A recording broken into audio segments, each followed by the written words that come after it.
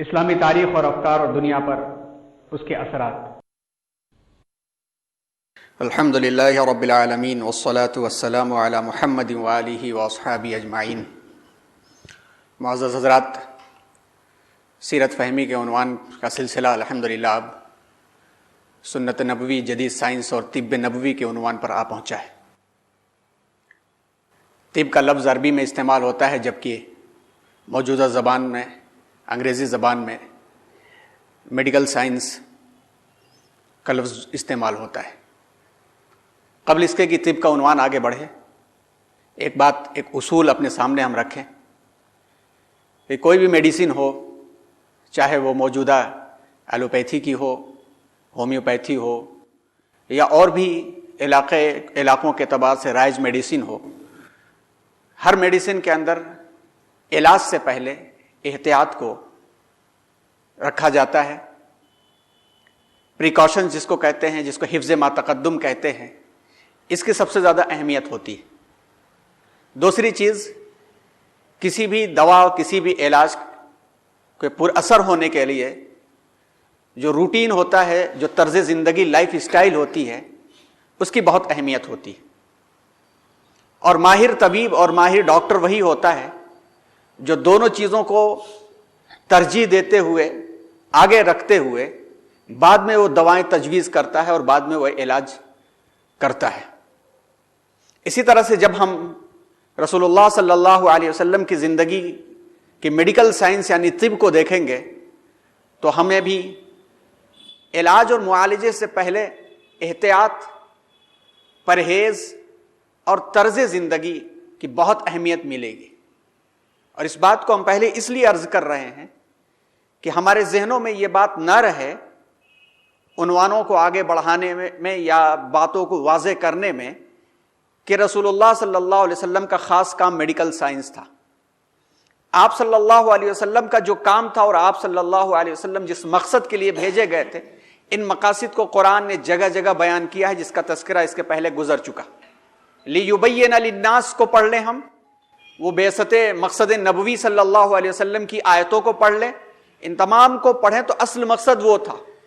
انہی مقاصد کے اندر یہ مقصد بھی ہوتا ہے کہ اللہ کے بندوں کو اللہ کی بندگی کی راہ پہ لگانا، اور اللہ کی بندگی کی راہ پہ لگانے کے لیے جہاں پر روح کا توازن ہوتا ہے، وہاں پر جسم کا بھی بیلنس اور توازن رکھا جاتا ہے۔ روح کے تقاضوں کے ساتھ ساتھ جسمانی تقاضے بھی اسی طرح سے ہوتے ہیں، جس کا تذکرہ پچھلے محاضرے میں ہوا، اور اسی کی روشنی میں آج کی باتوں پر ہم لوگ غور کریں۔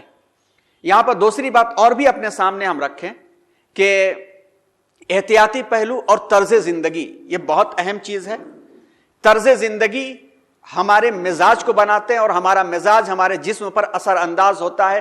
جسم کا اثر سوچ پر پڑتا ہے، سوچ کا اثر جسم پر پڑتا ہے، جس کی ایک باقاعدہ شاخ ہے، ڈپارٹمنٹ ہے سائیکوسومیٹک کے نام سے، کہ انسان نے سوچ لیا کہ میں کمزور ہوں، تو توانا جسم ہونے کے باوجود بھی وہ چھپکلیاں اور کاکروچ سے وہ ڈرے گا۔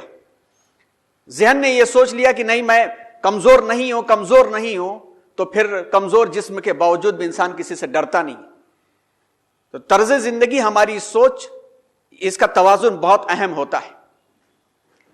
جب طب نبوی پر جب بھی غور کریں یا اس سے فائدہ حاصل کرنے کی ہم کوشش کریں، تو سب سے پہلے ہمیں رسول اللہ صلی اللہ علیہ وسلم کا روزانہ کا جو معمول مبارک تھا اس کو دیکھ لینا چاہیے۔ آپ کھانا کتنا کھاتے تھے، کون سی چیزوں کو آپ کھاتے تھے، کن چیزوں کو آپ ناپسند فرماتے تھے، اس کو ہمیں دیکھنا بہت ضروری ہے۔ جو انداز آپ صلی اللہ علیہ وسلم کا تھا، اس کو دیکھنے کے بعد پھر جو پریکاشنز ہیں، جو اسلام نے ہمیں طہارت کی شکل میں، عبادات کی شکل میں دیے ہیں، اس کے اوپر عمل کرنا ضروری ہوگا، تب جا کر فائدہ مند چیزیں ہوں گی۔ جیسے مثال کے طور پر آپ عام طور پر کھجور کے جب جملے پر آتے ہیں تو کھجور کی اہمیتیں اور اس کی کھجور کی فضیلتیں بہت سنتے بھی ہیں، اور اس پر عمل کرنے کی بڑی ہمیں خواہش ہوتی، لیکن یہ ضروری نہیں ہے کہ حضور اکرم صلی اللہ علیہ وسلم نے عجوا کھجور سے اگر ہارٹ اٹیک کا علاج کرایا، جس کا تذکرہ آگے آئے گا، تو اس کا علاج ہمارا بھی ہو جائے۔ ہو سکتا ہے اس کا الٹا ہو جائے۔ وجہ کیا؟ کہ ہم کھجور کو پسند کرتے ہیں، کھاتے ہیں، لیکن 8-10 کھجوریں بھی کھا لی ہم نے اجوا، اس کے بعد سے صبح کا ناشتہ، صبح کی چائے بھی کی، پھر اس کے بعد ناشتہ بھی کیا، دوپہر کا کھانا بھی کھایا، شام کو جنک فوڈ بھی کھایا، رات کو بھی کھایا، 5 مرتبہ کھا کر کے ہم یہ سوچیں کہ یہ چیزیں ہمیں فائدہ پہنچا دیں گی تو فائدے کے بجائے نقصان ہو جائے گا۔ پھر جو سنتیں عادیہ ہیں جس میں سے طب بھی ہے کہ آپ صلی اللہ علیہ وسلم نے افراد کے مزاج کے لحاظ سے، علاقے کے مزاج کے لحاظ سے چیزوں کو برتا ہے اور لوگوں کو اجازت دی ہے۔ اگر اس میڈیکل سائنس یعنی سنت عادیہ میں سے کسی چیز کو لازم قرار دینا ہوتا تو جیسا کہ حضور نے خود فرمایا کہ میری امت کے اوپر اگر بوجھ پڑنے کا ڈر مجھے نہ ہوتا تو میں ہر نماز سے پہلے مسواک لازم کر دیتا، لیکن آپ نے نہیں کیا۔ تو اس سے پتہ چلتا ہے کہ طب نبوی میں جن چیزوں کا استعمال آپ صلی اللہ علیہ وسلم نے جسم کی صحت کے واسطے یا علاج کے واسطے کیا ہے، تو ہمیں خود اپنا ماحول اور اپنا مزاج اور اپنے علاقے کا موسم اور طبیعت دیکھ کر کے اس کا استعمال کرنا چاہیے، اور نہ معلوم ہو تو کسی جانکار سے اسے پوچھ کر کے استعمال کرنا چاہیے۔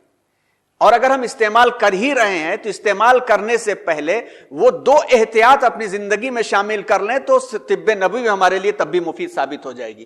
یعنی جو یومیہ رسول اللہ صلی اللہ علیہ وسلم کا معمول تھا کہ کتنا کھاتے تھے، کتنے بھوکے رہتے تھے، کتنے جسمانی اعمال کرتے تھے اور جسم کے تقاضوں کو کتنا عمل میں لاتے تھے، اور ساتھ ساتھ میں آپ صلی اللہ علیہ وسلم نے جو عبادتوں کو سنت طریقے پر ادا کیا ہے، وہ سنت طریقے جس کو آپ نے پسند فرمایا، جس کو ہم مسنون یا مستحب یا سنت غیر مؤکدہ بھی کہہ دیتے ہیں، اس کو بھی اپنی زندگی کے عمل میں لائیں، تب چیزیں ہمارے لیے مفید ہو جائیں گی۔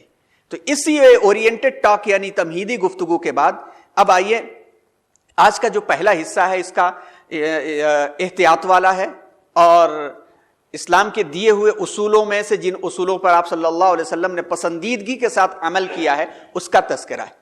اس تذکرے کے شروع ہونے سے پہلے ایک رہنمائی اور گائیڈنس کے طور پر آپ کو امام بخاری علیہ الرحمہ کی جو کتاب ہے الجامع الصحیح للبخاری، جس کو ہم بخاری شریف کہتے ہیں یا صحیح بخاری کہتے ہیں، اس میں ایک پورا چیپٹر ہے کتاب الطب کے نام سے، آپ خود سے اس کی اسٹڈی کیجئے۔ اس کے اندر امام بخاری رحمۃ اللہ علیہ نے تقریباً 58 ذیلی ابواب بنائے ہیں، 58 روایتوں کو اس میں نقل کیا ہے، اور اگر امام بخاری کی حدیثوں پر جو کمنٹری ہے، جو شرح ہے، وہ فتح الباری ہے یا عمدۃ القاری ہے، اس کے بھی ٹرانسلیشنز مل جائیں تو اس میں ان بزرگوں نے، کیونکہ یہ بھی بڑے پائے کے لوگ تھے، حافظ ابن حجر عسقلانی رحمۃ اللہ علیہ، یہ حضرات، ان حضرات نے جو شروعات کی ہے بہت کام کی ہے۔ اب دیکھیے کہ کتاب الطب میں کیا کیا ٹاپکس ہیں، ان ٹاپکس پر ایک نظر کرتے ہوئے ہم آگے بڑھیں۔ شروعات ہوتی ہے کہ اللہ تعالیٰ نے کوئی بیماری ایسی نہیں اتاری جس کی دوا بھی نہ ہو۔ یہ ایک ایسا اصول ہے جس اصول سے ہم غافل ہیں۔ اس اصول سے ایک ہی چیز نہیں نکلتی ہے، دوسری چیز یہ بھی نکلتی ہے کہ انسان کے سامنے جب بھی کوئی مشکل پیش آئے تو سمجھ لینا چاہیے کہ اسی کے آس پاس یا اسی کے اندر اس کا حل چھپا ہوا ہے۔ جیسا مرض آتا ہے تو آس پاس اس کی دوا موجود ہوتی ہے، ویکسینیشن ہو سکتا ہے، ویکسین پر ریسرچ ہو سکتی ہے اگر دل و دماغ اس پر لگایا جائے تو یہ بہت اہم حدیث ہے اور اس سے بہت سارے رولز اور اصول نکلتے ہیں۔ پھر اسی طرح سے شہد کے ذریعے علاج اور فضائل شہد ہم تذکرہ کر رہے ہیں کتاب الطب کا امام بخاری کی۔ پھر اسی طرح سے اونٹ کے دودھ سے علاج، بلکہ کہیں کہیں پر ایک ریئر کیس میں اونٹ کے پیشاب سے بھی علاج کا تذکرہ ملتا ہے، لیکن یہ بہت ریئر ہے، اس کو جان لینا چاہیے۔ پھر کلونجی یعنی بلیک سیڈ حبۃ السودا کے ذریعے علاج۔ پھر مریض کے لیے حریرہ پکانا اور اس کو مریض کو پلانا مریض کو تاکہ طاقت آئے، حریرہ ہم اور آپ جانتے ہیں اور اکثر اس کا استعمال کرتے ہیں۔ پھر اسی طرح کہ ایکوپنکچر جس کو کہتے ہیں حجامہ کے ذریعے علاج، حجامہ کب کروانا چاہیے، کن حالات میں کروانا چاہیے، اس کی تفصیلات۔ پھر اسی طرح جو مشروم ہوتی ہے، مشروم جس کو کھمبی کہتے ہیں، اس کے لیے اس کا استعمال اور اس میں آنکھ کی شفا ہے، اس کا تذکرہ۔ پھر اسی طرح سے مریض کے حلق میں دوا ڈالنا، دوا کے ذریعے سے علاج۔ پھر پیٹ کے درد میں کیا دوا دی جائے، اس کا تذکرہ۔ اور اسی طرح سے نمونیا کا تذکرہ، جسے کہتے ہیں پسلی آ گئی، اس کو کہتے ہیں ذات الجم، عربی میں کہتے ہیں نمونیا کا تذکرہ، نمونیا کا علاج کیسے ہو۔ بخار کا علاج کیسے ہو، جیسا کہ بخار جہنم کی ایک بھاپ میں سے ایک یہ ہے، اس کا تذکرہ آتا ہے. پھر اسی طرح سے جہاں کی آب و ہوا ناموافق ہو صحت اور جسم کے اعتبار سے، وہاں سے کیا نکل جانا چاہیے یا نہیں نکلنا چاہیے، اس کا تذکرہ. یا ایسے ہی طاعون کا بیان، پلیگ کا بیان، یعنی وہ بیماریاں جو بیماریاں ایک دوسرے سے سانس کے ذریعے سے پھیلتی ہیں، جیسے اب وائرس یہ آ رہا ہے طاعون کا وائرس، تو اس کے بارے میں کیا ہدایات ہیں رسول اللہ صلی اللہ علیہ وسلم کی، بہت اہم ہے. اور آج ساری دنیا ساری محنتوں کے باوجود گھوم پھر کر کے اسی بات پر آ گئی ہے کہ وائرس کا چین توڑو، ڈسٹینسنگ رکھو، جو وائرس زدہ علاقے میں ہے وہ وہیں پر رہے، جو صاف ستھرے علاقے میں ہے وہ اندر نہ آئے. اس کا تذکرہ اگلے ہفتے انشاءاللہ تفصیل کے ساتھ آئے گا. پھر اسی طرح سے علاج دعاؤں کے ذریعے، کہ قرآن مجید کی آیتیں پڑھ کر کے دم کرنا، نظر بد لگ جائے تو کیا کرنا، نظر لگنا حق ہے یا نہیں ہے. آج جو ہے پیرا سائیکالوجی نے اس بات کو قبول کر لیا ہے، نہ بھی قبول کرے کوئی حرج نہیں ہے، کیونکہ جو بات اصل ہے، برحق ہے، وہ رسول اللہ صلی اللہ علیہ وسلم کی ہے، اسی کے تہ میں سائنس ریسرچ کرتی رہے گی. رسول اللہ صلی اللہ علیہ وسلم نے اجوا کھجور کا استعمال کروایا مختلف معاملات کے اندر، یہاں تک کہ سحر کے معاملے کے اندر بھی. اور پھر مکھی برتن میں پڑ جائے تو اس کے بارے میں جو گائیڈنس ہے، ہدایات ہیں، اس کے بارے میں تذکرہ. اس طرح سے دیکھیں تو 58 ابواب ہیں. موقع ملے تو اس کا مطالعہ کریں اور پڑھیں اور اپنی مزاج کے اعتبار سے اس کا استعمال کریں. نہ معلوم ہو تو کسی سے پوچھ لیں. پچھلے ہفتے جو بات آئی تھی کہ آپ صلی اللہ علیہ وسلم نے صحت مندی کے لیے آپ کا جو طریقہ تھا، جیسا کہ پچھلے ہفتے بات آئی کہ معمولات اور طرز زندگی، جس کا تذکرہ شروع میں ہو گیا. عبادات، تسبیحات اور اذکار.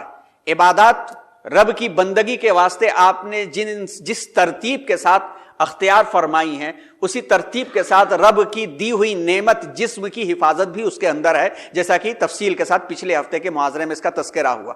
پھر آپ کا جو ڈائٹ بیلنس تھا، نظام جو تغذیہ تھا، اس کے ذریعے سے آپ نے کتنا علاج کرایا ہے، اس کی تفصیلات آگے آنے والی ہیں. پھر اجتماعی اور انفرادی ترجیحات کو بھی دیکھا ہے کہ آپ کے اونٹ کا گوشت تم لوگوں نے کھایا ہے تو پھر نماز میں مت آؤ، وضو کر لو پھر سے. اسی پر مسئلہ بعض حضرات نے یہ نکالا کہ وضو ٹوٹ جائے گا.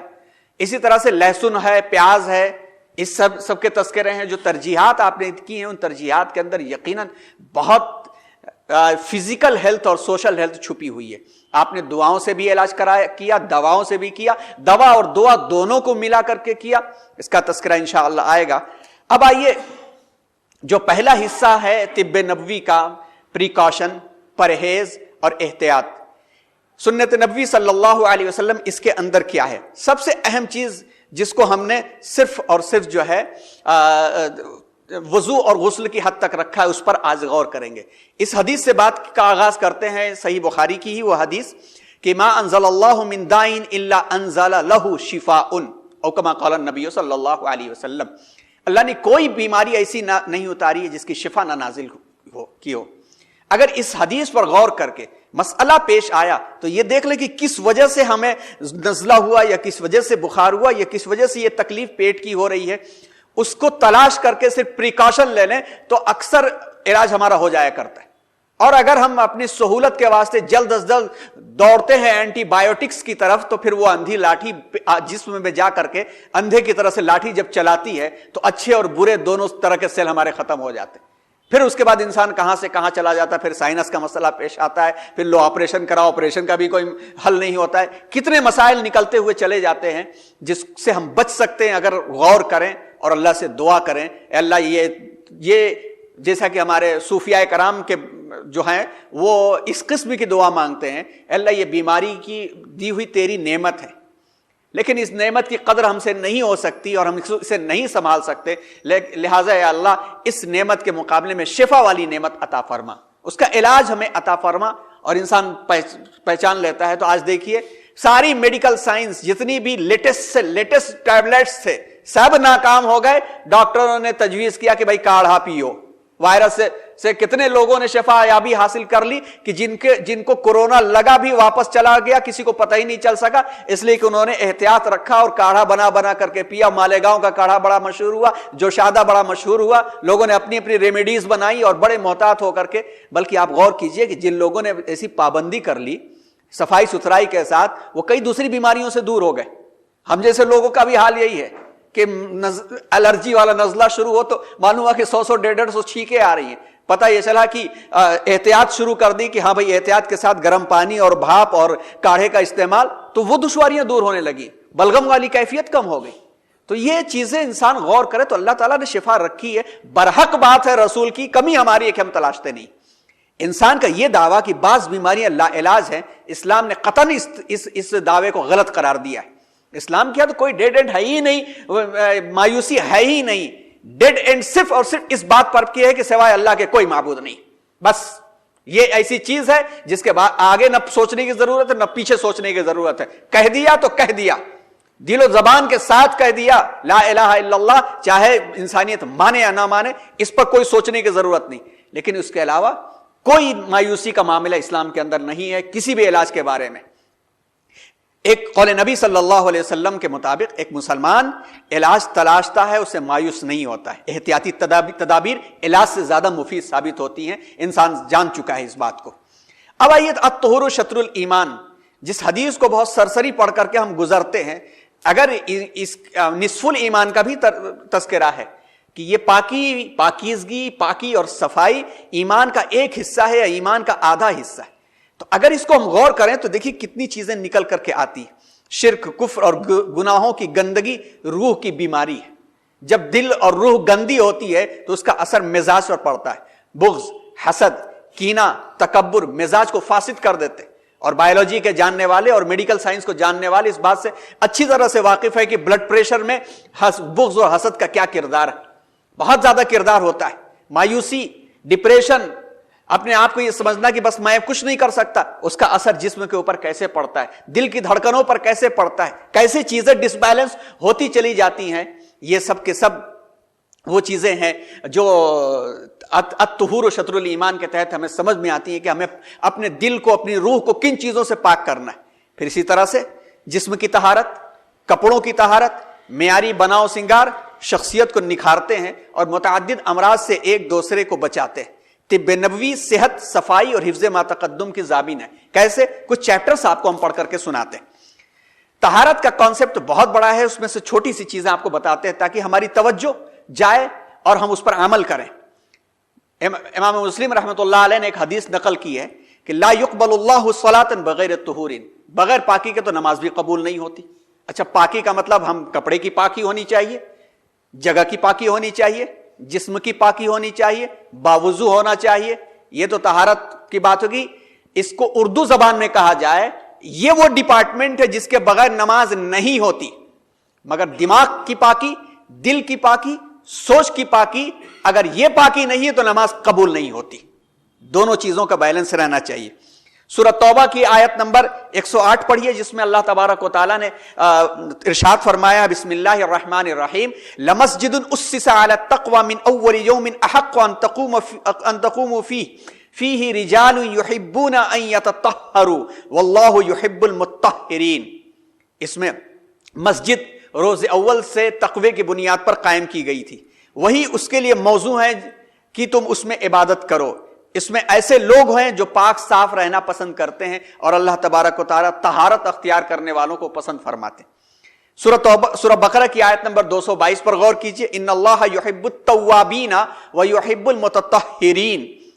طہارت کے لیے اللہ نے یہاں پہ استعمال کیا کہ بہت توبہ کرنے والوں کو اللہ پسند کرتے ہیں اور بہت پاک صاف رہنے والوں کو, ویل مینٹینڈ کو پسند کرتے ہیں. یعنی روح پاک اور جسم پاک دونوں ہونا چاہیے, اللہ تعالیٰ پسند کرتے ہیں. پھر خذوا زینتکم عند کل مسجد, ہر نماز کے وقت زیب و زینت اختیار کر کے جاؤ, اللہ کے یہاں بن سوار کر کے جاؤ.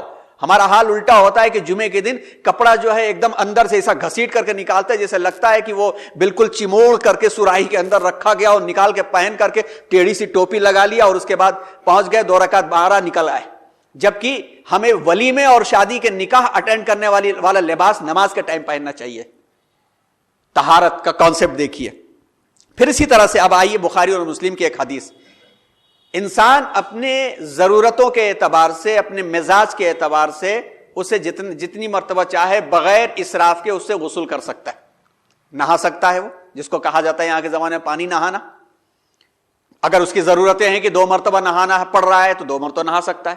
بعض جگہ دھول گرد اور ڈسٹ اور یہ سب اجازت ہے, اسراف نہیں ہونا چاہیے اس کی ضرورت کے اعتبار سے, یہاں پہ روک نہیں رکھی گئی.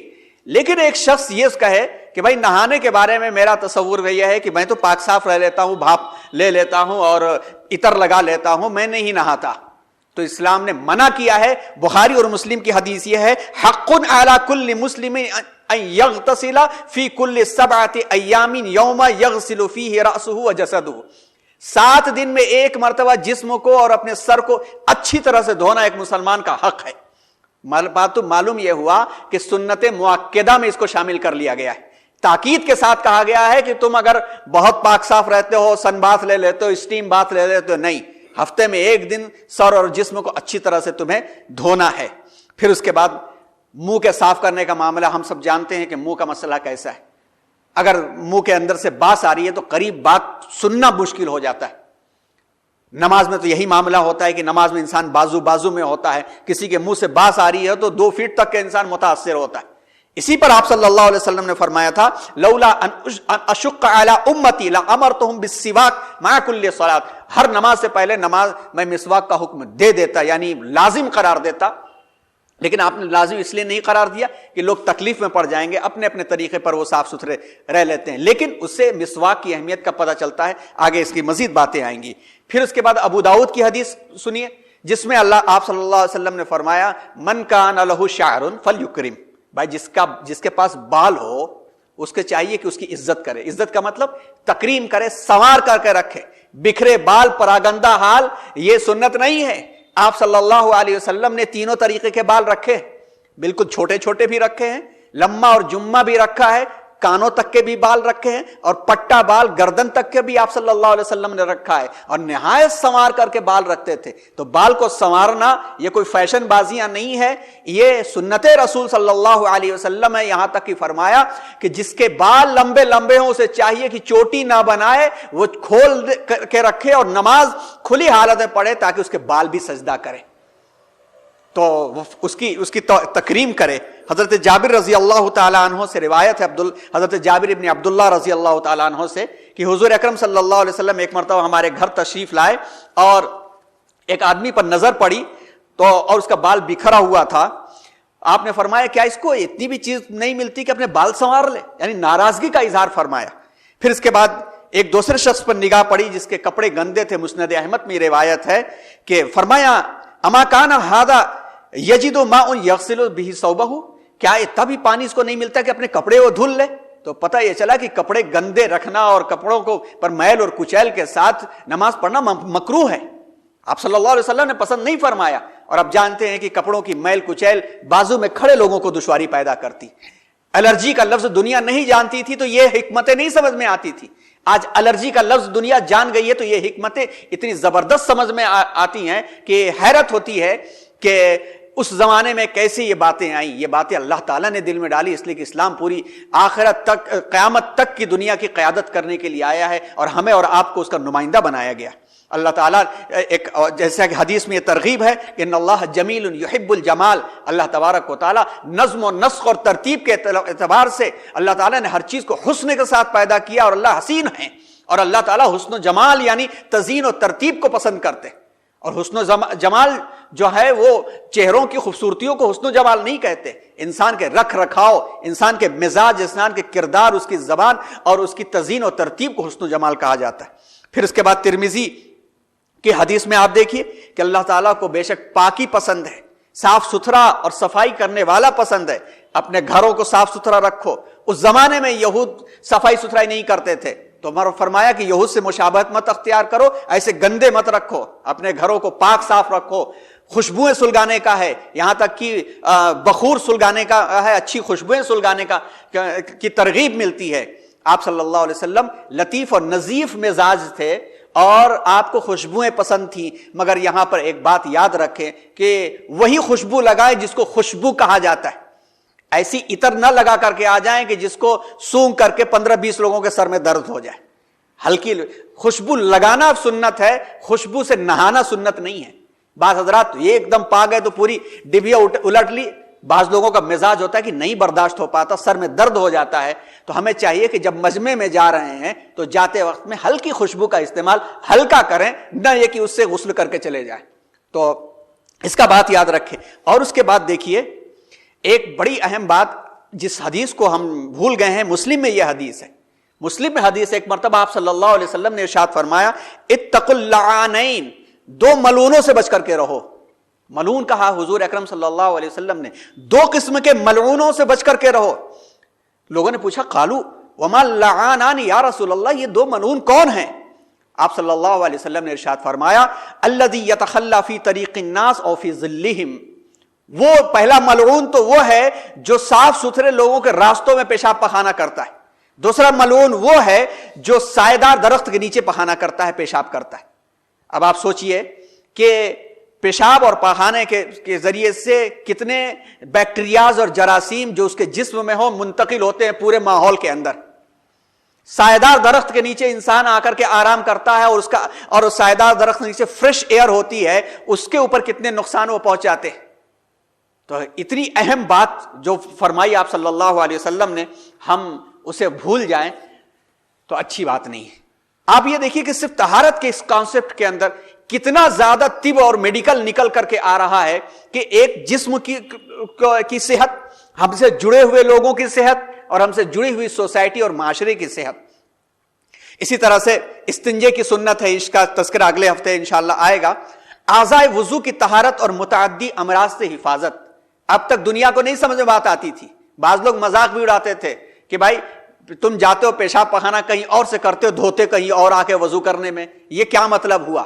باہر سے آ رہے وضو کرنے کے لیے کہا جا رہا ہے, بستر پر سونے جا رہے ہو وضو کرنے کے لیے کہا جا رہا ہے, کہیں میٹنگ اور کہیں مجمع سے آ رہے ہو وضو کرنے کی بات کہی جا رہی ہے. یہ کیا بات ہے بھائی؟ اچھا بات یہ ہے کہ ہم کچھ چیزوں میں غلطیاں ایسی کرتے ہیں جس سے اصل چیز کے اوپر لوگ مذاق اڑاتے ہیں. غلطیوں میں کیا ہے کہ وضو میں اسراف بہت کرتے ہیں, ٹوٹیاں اور نل ایسے لگ گئے ہیں جس میں ایک ایک بالٹی میں بعض مرتبہ وضو کرتے ہیں. اس سے ہمیں بچنا چاہیے. اور اگر یہ بات ہم تک پہنچ جائے اور وقت رہنے سے پہلے اپنی مسجدوں کے اندر جو ایک ہارویسٹنگ سسٹم ہوتا ہے پانی کا, ایسا بنا لینا چاہیے. ہم کو ہارویسٹنگ سسٹم بنا لینا چاہیے تاکہ پانی جو ہے زمین کے اندر فلٹر ہو کر کے چلا جائے. اور ہمیں زیادہ سے زیادہ جو اسلام میں تاکید کی گئی ہے, پسند کیا گیا ہے, وضو گھر سے بنا کر کے آؤ. مسجدوں میں وضو خانے کا کانسیپٹ اسلامی دور میں نہیں ہوا کرتا تھا شروع میں. بعد میں جب مسافروں کے لیے مسجدیں بننے لگی تو اس سے جڑی ہوئی سرائے بننے لگی, وہاں نظام ہونے لگا. گویا یہ مسجد میں وضو کا جو نظام ہے یہ مسافروں کے لیے ہے, یہ محلے والوں کے لیے نہیں ہے. جائے کہ مسجد کا باتھ روم, گھر چھوڑ کر کے مسجد کا باتھ روم استعمال کرنا. تو ہمیں چاہیے کہ وضو گھر سے کریں, اور اگر مسجدوں کے اندر ہے تو کوشش کریں ٹوٹیاں ایسی لگائیں جس کے اندر ایک سمجھ لیجئے کہ 2 لیٹر کے اندر 2 لیٹر سے کم کے اندر وضو ہو جایا کرتا ہے. تو ایسا پانی ہو. اور پھر اگر اللہ صلاحیت دے تو ہم اپنی مسجدوں میں گنجائش پیدا کر کے واٹر ہارویسٹنگ بنا دیں اور دنیا کو دکھائیں کہ ہم پانی کو بچانے والوں میں سے ہیں. ورنہ آئندہ آ کر کے ایک مشکل یہ بھی آنے والی. اس کو دیکھ کر کے وضو کے سسٹم پر اعتراض ہوتا تھا, مگر اس وائرس نے دکھا دیا کہ باہر سے آؤ تو کھلے حصوں کو دھو لو, ہاتھ کے پور اچھی طرح دھو لو, آنکھ اور ناک بغیر دھوئے ہوئے ٹچ مت کرو. ارے وضو کے اندر تو نیچرل طریقے پر یہ باتیں کہی گئی تھی. پھر اور مزید آئیے وضو پر اپنی بات کو مکمل کر کے اگلے ہفتے کے لیے کچھ عنوان کو چھوڑیں. وضو سے حفظان صحت کا معاملہ. وضو حفظان صحت کے ذرعی اصولوں میں سے یہ روزمرہ زندگی میں جراثیم کے خلاف ایک بہت بڑی ڈھال ہے. بہت سی بیماریاں صرف جراثیم سے پیدا ہوتی, بیکٹیریاز کے ذریعے سے, وائرس کے ذریعے سے. اب اس کو الیبوریٹ کرنے کو سمجھانے کی کوئی ضرورت نہیں, کیونکہ پریکٹیکل انسان اسے سمجھ رہا ہے اور اسے اختیار کر رہا ہے اس کا پریکاشن. یہ جراثیم ہمیں چاروں طرف سے گھیرے ہوئے ہیں, ہوا, زمین اور ہمارے استعمال کی ہر چیز پر یہ موذی مسلط ہے, جس میں انسانی کی حیثیت ایک قلعے جیسی ہے. اللہ تعالیٰ نے ہماری جسم کی ساخت ایسی بنائی ہے کہ جراثیم اس کے ذریعے سے ہمارے بدن میں داخل نہیں ہو سکتے.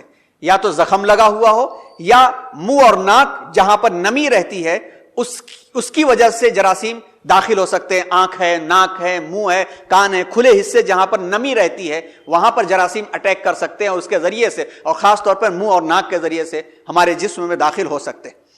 وضو سے کیا ہے حفظان صحت؟ جسم کے جو پورس ہیں, مسامات ہیں, ان مسامات کے اوپر اگر चिकनाई जम जाती है बाज दफा, अगर पसीना बराबर नहीं निकला तो वो फासिद मादा हमारे जिस्म को नुकसान पहुंचाता है और जरासीम इसके ऊपर अटैक करते, वजू से धुलता रहता है, ये साफ होता रहता है।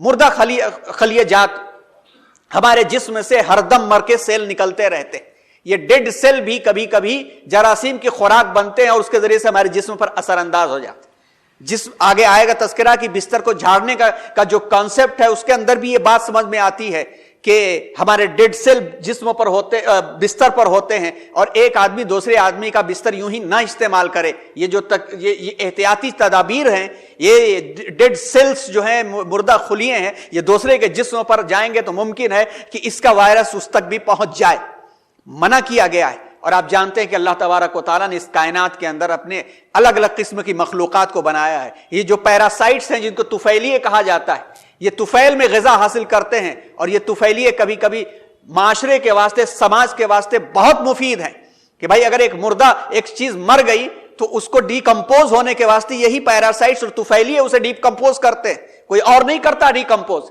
लेकिन जिसमें इंसानी पर भी अटैक कर सकते हैं, जिसमें इंसानी को कहा गया है कि अपने आप को महफूज रखे, और महफूज रखने में सिवाय वजू के और कोई ऐसा जरिया नहीं कि इंसान उसको पाबंदी से कर सके। वजू एक इबादत भी है और वजू हिफ्जान सेहत भी है। क्या क्या चीजें हैं आप देखिए, जो अहादीस के अंदर हैं, खास तौर पर हमने जो जिन हदीसों को लिया है इसमें अंदर इब्न माजा, तिरमिजी, मुस्लिम और बुखारी, ये हदीसें हमने ली हैं।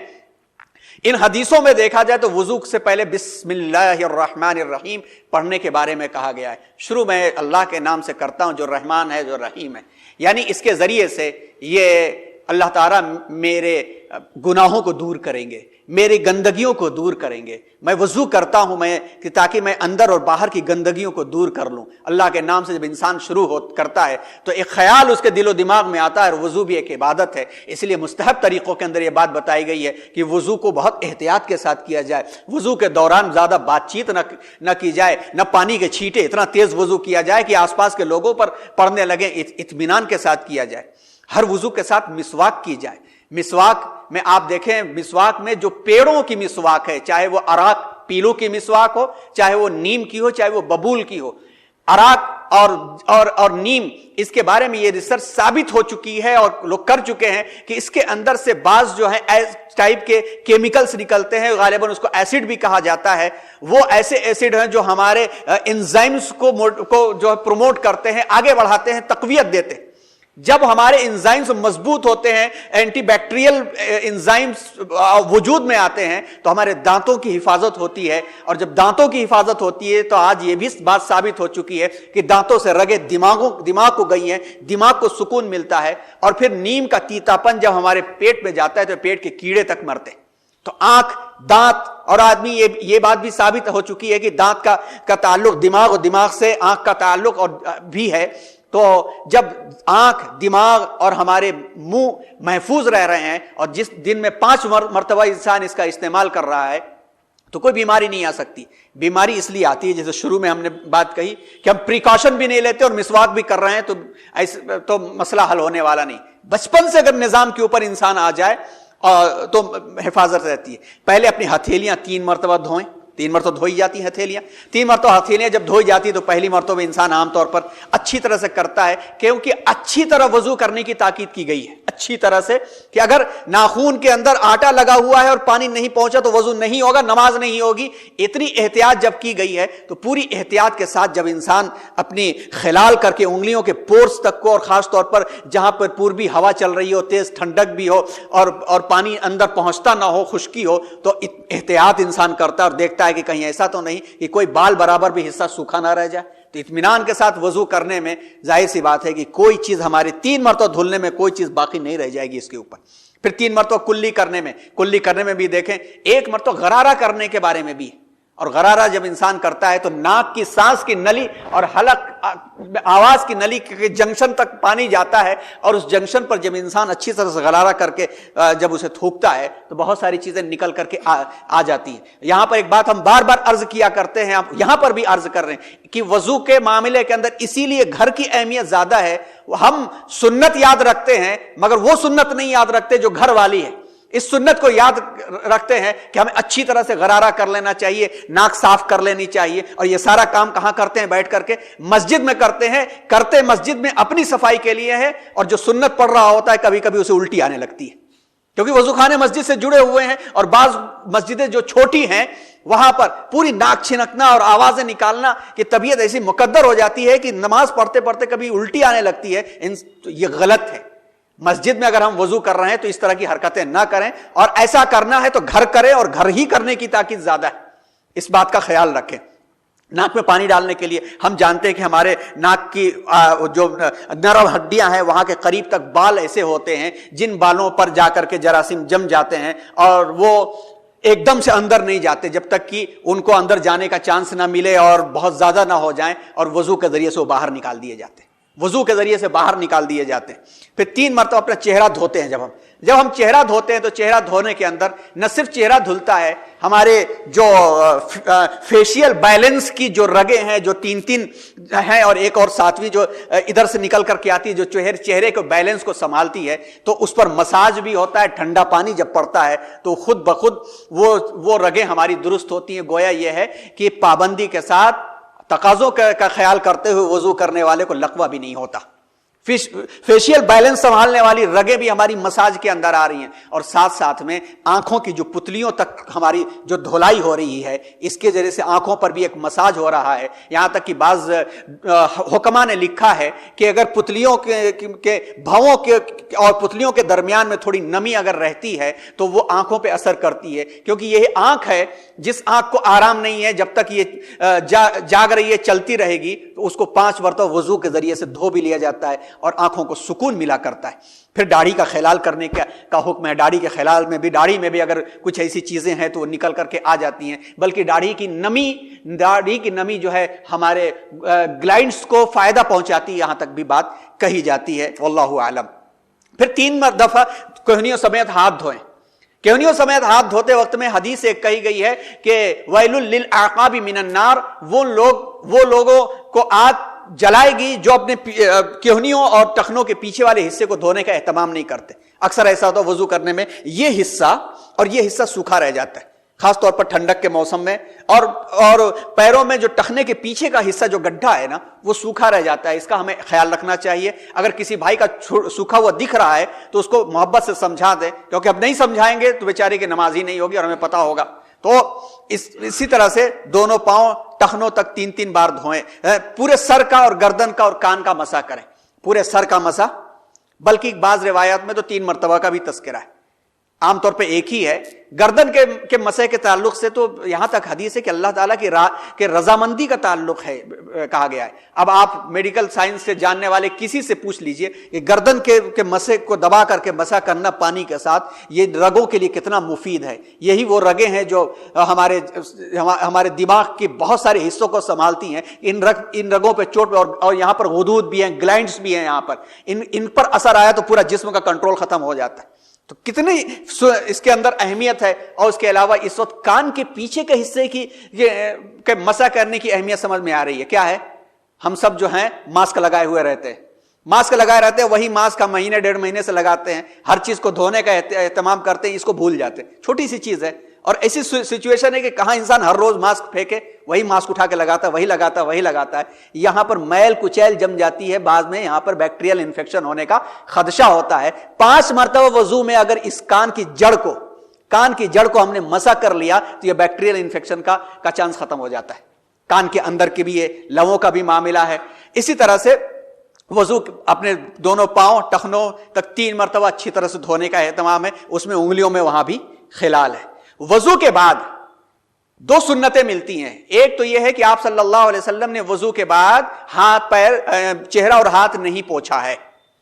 دوسرا یہ ملتا ہے, بخاری میں ہی یہ باب ہے کہ باب المندیل بعد الوضو, وضو کے بعد رومال استعمال کرنے کی بھی اجازت دی گئی ہے.